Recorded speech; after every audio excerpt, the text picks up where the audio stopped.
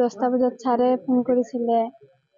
ক'লে যে আমি 3টা সিলেকশন হৈছো তো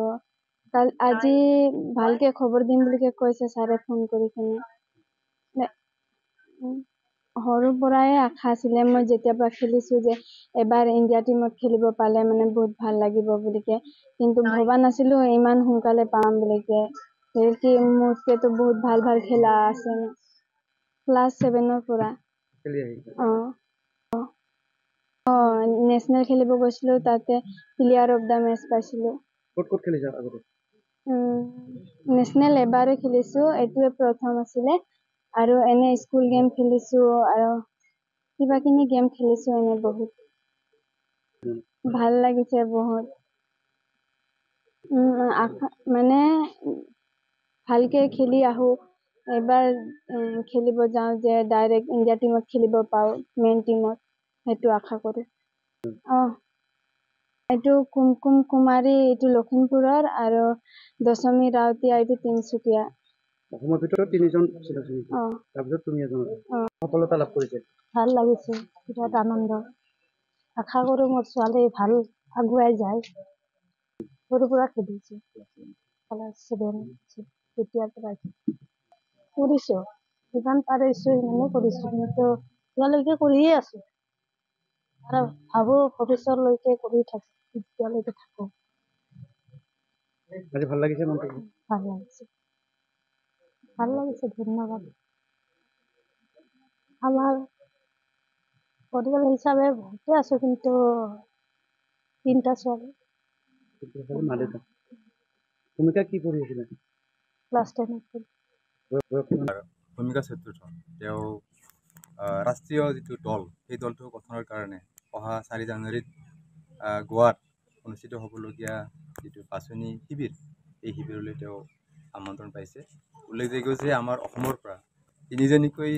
ছোৱালীয়ে এই আমন্ত্ৰণটো লাভ কৰিছে তাৰে ভিতৰত আমাৰ ভূমিকা চতুৰ্থৰ তেওঁ এজন ভূমিকা চতুৰ্থৰে যোৱা যিটো ছিজনত আমাৰ জুনিয়ৰ খেল আছিলে জুনিয়ৰ ফুটবল মহিলা যিটো খেল আছিলে তাতে তেওঁ অসমক ৰিপ্ৰেজেণ্ট কৰিছিলে তাতেও তেওঁ খেলি আহিছে আৰু সঁচাকৈয়ে তেওঁৰ এই বাছনিয়ে আমাৰ জিলা ক্ৰীড়া সন্থাৰ বিষয়ববীয়াৰ লগতে সমূহ আমাৰ অঞ্চলৰ গাঁওবাসী তেওঁৰ পৰিয়াল তেওঁৰ বন্ধুবৰ্গক তেওঁৰ ক্লাবৰ সমূহ কলাকুশলীক অতিশয় আনন্দ দিছে আৰু তেওঁৰ যে বাছনি এই বাছনিয়ে আমাৰ এই অঞ্চলৰ খেলুৱৈসকলক যে সঁচাকৈয়ে এটা উদগনি জনাব এইটো আমি ধৰিব পাৰিছোঁ 22 ডিচেম্বৰ 2023 তাৰিখৰ পৰা আৰম্ভ কৰি 29 ডিচেম্বৰলৈকে আমাৰ হালবাৰী জিলা ক্ৰীড়া সন্থাৰ ষ্টেডিয়াম এই যাক আমি হালবাৰী জিলা ক্ৰীড়া সন্থা ষ্টেডিয়াম কমলাবাৰী বুলি কওঁ তাত আমাৰ অসম ষ্টেট উইমেন লীগ আৰম্ভ হ'ব আৰু এই উইমেন লীগত আমাৰ অসমৰ 8টাকৈ উচ্চ শ্ৰেণীৰ যি ক্লাব মহিলা ক্লাব যোগদান কৰিব তাৰে ভিতৰত ঐলক্ষ সোণাৰী টাউন ক্লাব কাছা কাৰ্বি আংলং এভেলেঞ্চ গোসাইগাঁও কোকৰাঝাৰ চাই আৰু লগতে উডেন কৃষি সংঘ গুৱাহাটী এই 6টাকৈ দলে অংশগ্ৰহণ কৰি তাত 8টাকৈ লীগ মেচ খেলিব আৰু এই লীগ মেচৰ কাৰণে ইতিমধ্যে আমাৰ প্ৰস্তুতি সম্পূৰ্ণ হৈছে যে আমাৰ খেলুৱৈসকল আজি 20 তাৰিখ এই 20 তাৰিখত তেওঁলোকৰ 3টাকৈ টিমে আজি আহি আমাৰ ষ্টেডিয়ামত প্ৰৱেশ কৰিব আৰু অন্য 3টি দল অহাকাইলৈ তেওঁলোকে উপস্থিত হ'ব মই আমাৰ এই অঞ্চলৰ সমূহ ৰাইজক এই খেলখনত যোগদান কৰিবলৈ খেলকেইখন উপভোগ কৰিবলৈ লগতে সমূহ ৰাইজৰ সহায় সহযোগ এই খেলত পাম বুলি আশা ৰাখিছোঁ আৰু আমাৰ যিটো অসম ষ্টেট উইমেন লীগ এই উইমেন লীগে আমাৰ এই অঞ্চলৰ এই ক্ৰীড়াপ্ৰেমী ৰাইজক আনন্দ দিয়াৰ লগতে আমাৰ যিখিনি উঠি অহা খেলুৱৈসকল আছে মহিলাসকল আছে বা আমাৰ কণ ল'ৰা ছোৱালীসকল আছে তেওঁলোকে এই খেলৰ পৰা এক বিশেষ উদগনি লাভ কৰিবলৈ আমি আশা কৰিছোঁ আমি আশা ৰাখিছোঁ আমি আমাৰ হালবাৰী ক্ৰীড়া সন্থাই খেলুৱৈসকলক উদগনি দিয়াৰ কাৰণে আমি যোৱা ছিজনতো আমি লীগ পাতিছোঁ আণ্ডাৰ 13 লীগ পাতিছোঁ আণ্ডাৰ 15 লীগ পাতিছোঁ আণ্ডাৰ 17 লীগ পাতিছোঁ ছিনিয়ৰ আমি টুৰ্ণামেণ্ট পাতিছোঁ লগতে এইসমূহ পাতাৰ লগতে আমি যিখিনি আমাৰ হেৰি আছিলে এই উৎকৃষ্ট খেলুৱৈ আছিলে তেওঁলোকৰ মাজৰ পৰা আমি ভূমিকা চতুৰ্থৰ দৰে কুমকুম চতুৰ্থৰ লগতে আমাৰ জয়ন্তী চতুৰ্থৰ তেওঁলোকক আমি বাছনি শিবিৰলৈ পঠাইছিলোঁ আৰু তাৰ পৰা আমি ফলাফল লাভ কৰিছোঁ যে তেওঁলোকে অসমক মানে ৰাষ্ট্ৰীয় পৰ্যায়ত নেতৃত্ব দি আজি এই সুনামটো আমাৰ কাৰণে কঢ়িয়াই আনিছে আৰু ভৱিষ্যতে আমাৰ জিলাৰ পৰা আৰু অধিক ৰাষ্ট্ৰীয় খেলুৱৈ বা ৰাজ্যিক খেলুৱৈ আমি সৃষ্টি কৰিবলৈ আমি বদ্ধপৰিকৰ আৰু তাৰ কাৰণে যি কৰিব লাগে আমি শালবাৰী জিলাক ক্ৰীড়া সন্থাই কৰিবলৈ সাজু আছোঁ। সঁচাকৈ বিৰাট আনন্দৰ দিন। আজি আমি গৌৰৱিত অনুভৱ কৰিছোঁ যে আমাৰ লুকাই থকা প্ৰতিভা আজি উঠি আহিছে আৰু বাগিচা অঞ্চলত বিশেষকৈ আমি দেখিবলৈ পাইছোঁ যে খেল মহাৰণ পাতিছে, বিভিন্ন ধৰণৰ ক্ৰীড়া পাতিছে, যাৰ ফলত আজি আমাৰ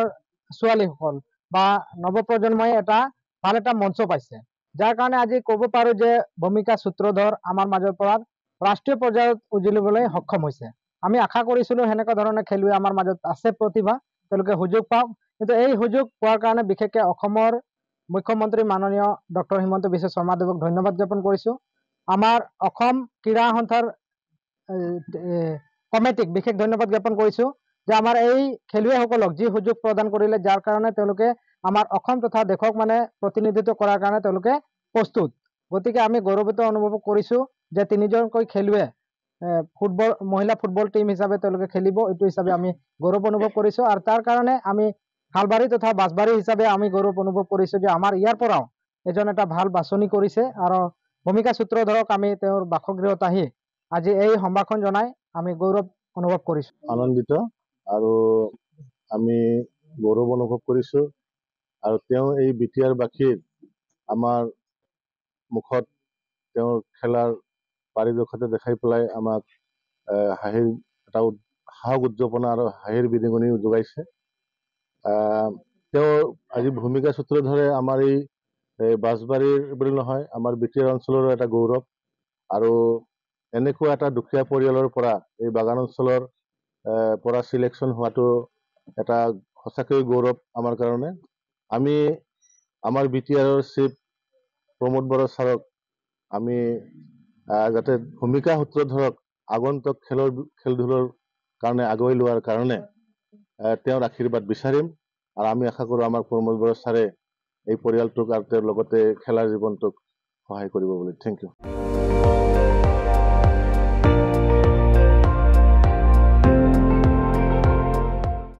আপুনি চাই আছে ND24,